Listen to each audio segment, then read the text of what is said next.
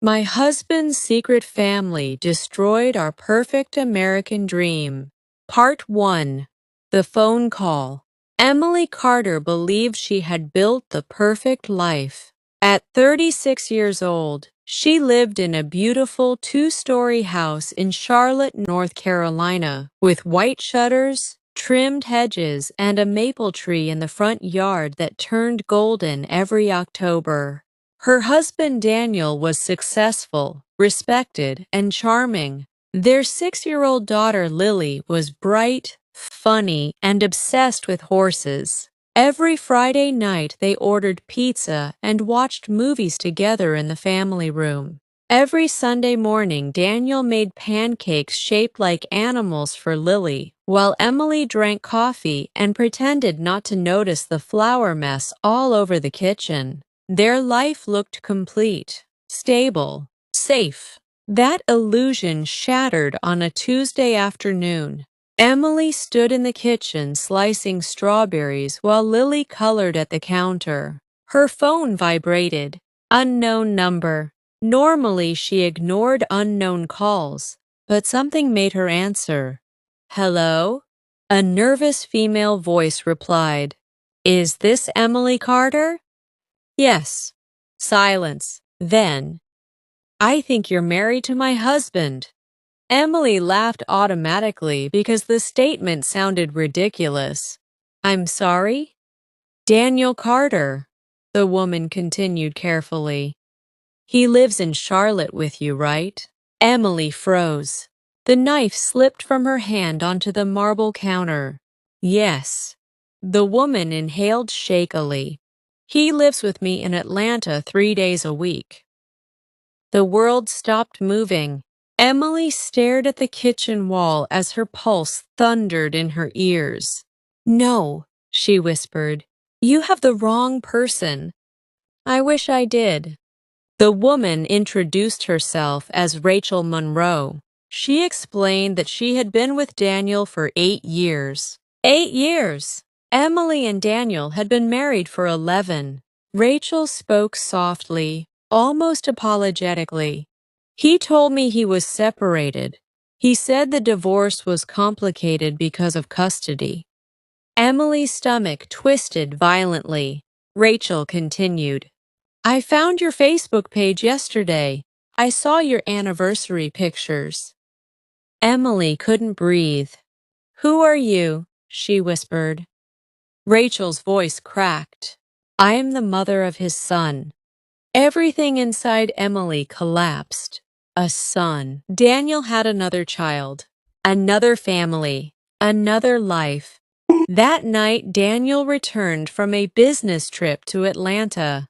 Emily watched him walk through the garage carrying his suitcase, smiling casually like nothing was wrong. Hey babe, he said, how's my girls? Lily ran into his arms laughing. Emily stood frozen near the kitchen doorway. For the first time in her marriage, her husband looked like a stranger. At dinner, he talked about contracts and meetings while Lily giggled about school projects. Emily barely heard any of it. Every word out of Daniel's mouth sounded fake. After Lily went to bed, Emily finally asked, Who's Rachel Monroe? Daniel stopped moving instantly. The color drained from his face. Emily already knew the truth from his reaction. She called me today, Emily whispered. Daniel rubbed his forehead slowly. It's not what you think. Emily laughed bitterly. You have another family. It's complicated. How long? Daniel looked down. 9 years. Emily felt physically sick. 9 years. Almost their entire marriage. You have a son? Silence. That silence answered everything. Emily stepped backward. You got another woman pregnant while I was carrying Lily. Daniel closed his eyes. Emily suddenly screamed. Not because she planned to. Not because she wanted drama.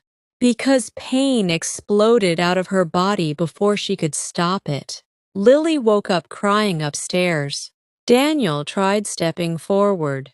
Emily, don't touch me. Her voice turned cold. Get out. Please let me explain. You built two separate families. There is no explanation. Daniel's eyes filled with tears. But Emily no longer cared. He left the house 20 minutes later, and Emily sat on the kitchen floor until sunrise, wondering how someone could lie so perfectly for nearly a decade. Oh, Part 2. The Other Woman. Rachel Monroe was not what Emily expected. When they met at a cafe halfway between Charlotte and Atlanta, Emily prepared herself to hate her instantly. Instead, she found a tired-looking woman with nervous hands and exhausted eyes. Rachel looked just as broken as Emily felt. I didn't know about you, Rachel said immediately. Emily believed her. There was genuine pain in Rachel's face. What did he tell you? Emily asked. That his marriage ended years ago. That his ex-wife hated him. Emily almost laughed. Daniel had turned her into the villain in another woman's story.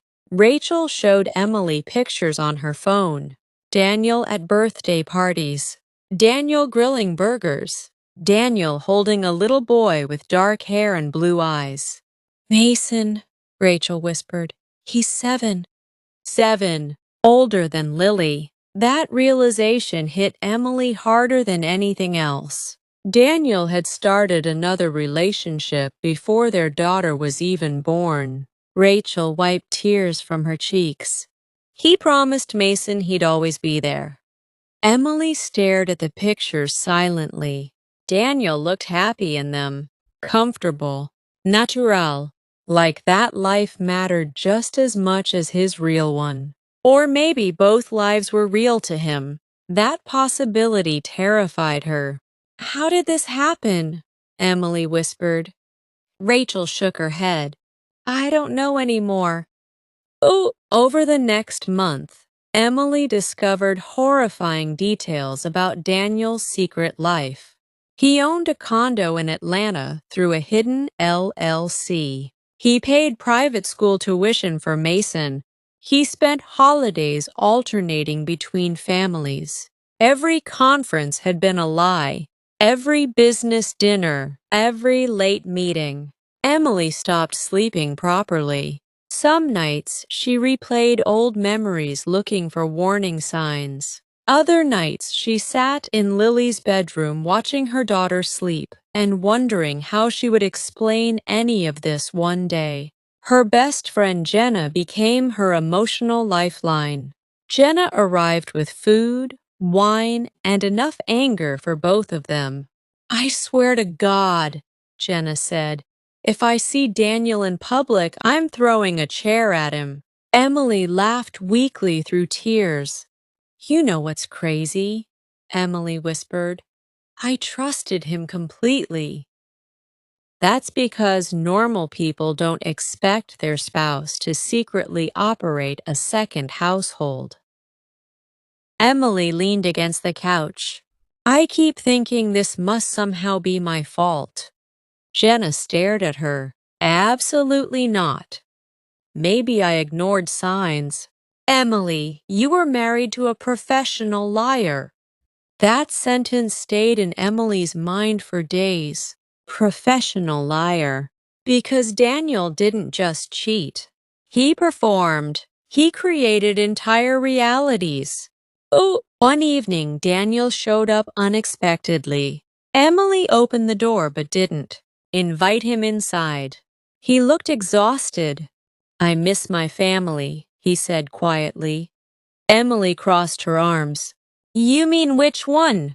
Daniel flinched. I deserve that. Yes, you do. I ended things with Rachel. Emily stared at him. You think that fixes this? No. Then why are you here? Daniel's voice cracked slightly. Because losing you made me realize what I destroyed. Emily almost laughed. Destroyed. Such a small word for such massive damage. You know the worst part? Emily asked softly. Daniel looked up hopefully. I believed you were a good man.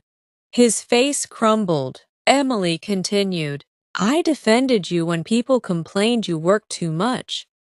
I told Lily her father sacrificed time because he loved us. I do love you. No, Emily said quietly.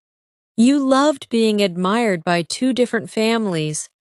Daniel stared at her silently, because deep down he knew she was right.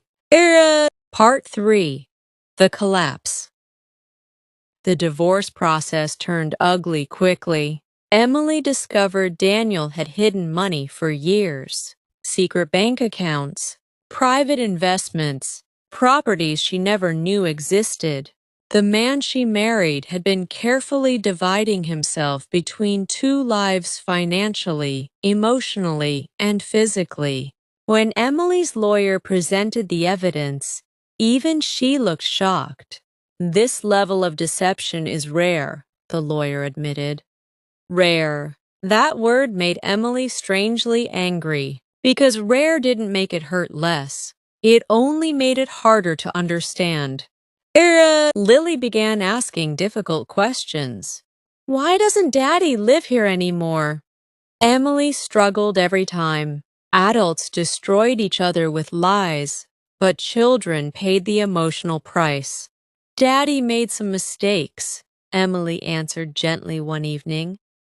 Bad mistakes. Emily looked at her daughter carefully. Yes. Does he still love me? That question nearly shattered her, because despite everything Daniel had done, Emily knew the answer was yes. Daniel was a terrible husband, but he genuinely loved Lily, and somehow that made everything even more confusing. Yes, Emily whispered. He loves you very much. Lily looked relieved. Then she asked the question Emily feared most. Do you still love Daddy? Emily couldn't answer immediately, because love didn't disappear overnight. Even betrayal that massive couldn't erase 11 years instantly. But trust? Trust vanished in a single phone call. Finally, Emily answered carefully. I don't know. Meanwhile, Daniel's other life was collapsing too. Rachel eventually called Emily again. He moved out, Rachel said quietly. Emily sat silently. He keeps begging me to forgive him. What are you going to do? Rachel laughed bitterly. How do you rebuild trust with someone who lied for almost a decade? Emily understood that perfectly. Rachel continued softly. Mason cries every night. Emily closed her eyes painfully. Two innocent children caught in adult destruction. What do we tell them? Rachel whispered. Emily had no answer. Months passed. Emily returned to work part-time at a local interior design firm. At first, it felt impossible to function normally, but routine slowly saved her. Coffee in the morning, school drop-offs, meetings, homework with Lily. Life continued even after devastation. That realization surprised her. One afternoon, Emily received a call from Daniel's mother. Margaret Carter sounded nervous. Can we meet? Emily almost refused. Margaret had known. She had hidden Daniel's secret for years. But curiosity won. They met at a small restaurant downtown. Margaret looked older than Emily remembered.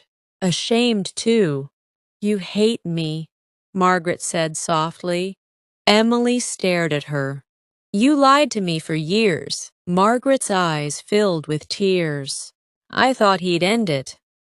You watched me build a life with a man you knew was betraying me. Margaret looked down. He's my son. Emily's voice turned sharp. And I was your daughter-in-law. Silence stretched painfully between them. Finally, Margaret whispered, I failed you. For the first time, Emily saw genuine regret. But regret didn't erase damage. You know what hurts most? Emily asked quietly. Lily trusted all of us. Margaret started crying.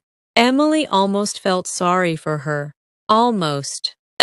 Part 4. The Truth About Daniel. A year after the divorce began, Emily finally understood something important about Daniel. He didn't maintain two families because he loved deeply. He maintained them because he feared emptiness. Daniel needed constant admiration, constant validation. At home with Emily, he was the successful husband and dependable father. In Atlanta with Rachel, he was the charming rescuer building a new future. He became addicted to being needed, wanted, forgiven. And over time, the lies became easier than honesty. That realization didn't excuse him, but it explained him. And strangely, understanding the truth made it easier to let go. Daniel eventually rented a small apartment in Nashville after accepting a new job. Both women refused reconciliation. For the first time in years, he lived completely alone. Emily heard through mutual friends that he seemed depressed and withdrawn. Part of her felt satisfaction. Another part simply felt sad, because this man was once her best friend. The person who held her hand during labor. The person who danced with her in their kitchen at midnight. People were complicated. Some could love you and destroy you at the same time. That truth changed Emily forever. One Saturday afternoon, Lily asked to visit a nearby art festival. Emily agreed. The downtown streets buzzed with music, food trucks, and local artists. For the first time in a long while, Emily genuinely smiled. Not forced, not pretending, real. Lily ran ahead laughing. Suddenly, Emily heard a familiar voice behind her. Emily. She turned. Daniel stood there, older, thinner, nervous. Lily immediately hugged him. Daddy! Daniel held his daughter tightly, like he was afraid she'd disappear. Emily watched silently. After a few minutes, Lily ran toward a face-painting booth nearby. Daniel looked at Emily carefully. You look happy. Emily realized something shocking. She actually was. Not completely healed, not completely free from pain, but happy. You look tired, she answered honestly. Daniel gave a sad smile. I probably deserve that. Neither spoke for a moment. Then Daniel said quietly, I'm sorry. Emily studied him carefully. For once, the apology sounded real, not manipulative, not defensive, just honest. I know, she replied. Daniel swallowed hard. I ruined everything. Emily looked toward Lily laughing near the painting booth, then back at him. No, she said softly, you ruined a fantasy. For the first time in her adult life, every part of her home felt honest. No hidden lies, no secret schedules, no suspicious business trips, just truth. Even when truth hurt, Rachel occasionally texted updates about Mason. The two women developed an unexpected friendship born from shared betrayal. Neither planned it, but trauma connected them. One evening, Rachel sent a picture of Mason and Lily eating ice cream together during a visit. Half-siblings, two innocent children linked forever by one man's deception. Emily stared at the photo for a long moment. Then she smiled sadly. Life was strange. Broken things sometimes created unexpected bonds. 3 years after the phone call, Emily stood in her kitchen making dinner while Lily finished homework nearby. Soft music played through the house. The windows glowed with warm sunset light. Peace, real peace, not the staged perfection she once chased. Her phone buzzed. A text from Daniel. "Thank you for never turning Lily against me." Emily stared at the message quietly. Then she replied, "She deserves better than our mistakes." A few seconds later, another message arrived. "You are the best thing that ever happened to me." Emily looked at the words carefully. Years earlier, that message. Daniel looked confused. Emily continued, "I spent years believing our life was perfect. But perfect things don't survive lies this big." Daniel stared silently. "I hated you for a long time," Emily admitted. "But now I mostly feel sorry for you." That clearly hurt him, but it was true, because Daniel lost the one thing he spent years trying to protect. Both families. Part 5. A New Beginning. 2 years later, Emily bought a smaller house outside Charlotte. Nothing fancy, just peaceful. Lily decorated her bedroom walls with horse posters and fairy lights. Emily planted flowers in the backyard herself. Would have broken her heart. Now it simply felt like history. She typed one final reply. "Goodbye, Daniel." Then she blocked the number. Not out of anger, not revenge, but closure. Real closure. Emily walked into the backyard where Lily chased fireflies through the grass. The evening air felt warm and calm. For years, Emily believed losing her marriage meant losing her future. But she eventually learned something important.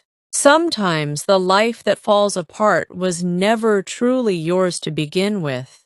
And sometimes surviving betrayal becomes the beginning of becoming someone stronger, someone wiser, someone finally free.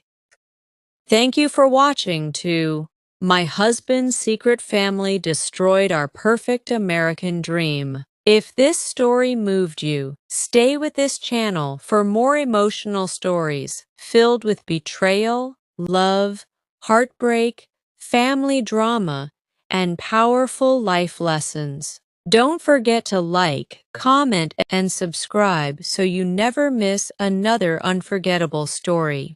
Good luck! And remember, the truth may destroy the life you imagined, but it can also save the life you were meant to live.